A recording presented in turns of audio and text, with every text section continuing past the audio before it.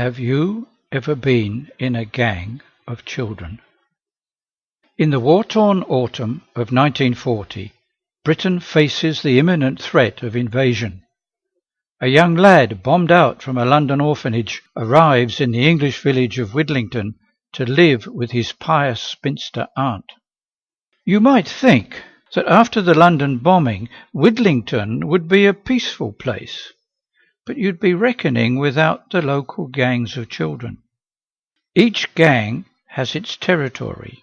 There's a gang in the centre of the village. It's called the Street Gang.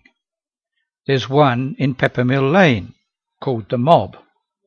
There's the Lyons Avenue lot, where our evacuee's aunt lives in a bungalow named Fernside. There's the Chapel Gang at the top end of the street, and then there's a very tough gang along the Adair Road into town.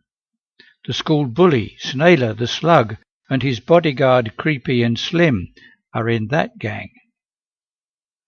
The gangs are suspicious of newcomers and don't like members of other gangs coming into their territory.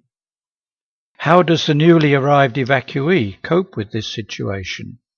And can he avoid conflict with the school bully? The young evacuee has already suffered from the London air raids, and now in Widlington he struggles to find acceptance. But his strict and humourless aunt is certainly not the easiest person to live with. She plays the organ in the church and places her nephew in the choir. But how does he get on with the other choir members?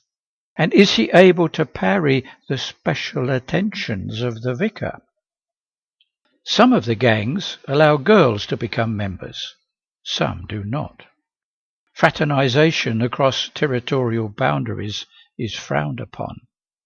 How does this affect relationships with budding school friends, not least since one of the critical boundaries is the bottom of Aunt's garden? On the other side lives classmate Braces Bryce and his sister Jenno. At school, Snailer the Slug tries to impose his authority.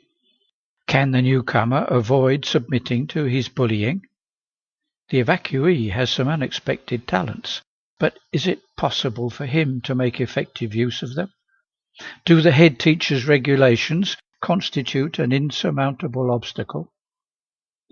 The village derelict, Dummy, who is widely despised and who cannot read or write, defends ferociously his own territory in the village allotments. But what has this to do with the newcomer falling in love for the first time, and that across territorial boundaries that even his aunt recognizes?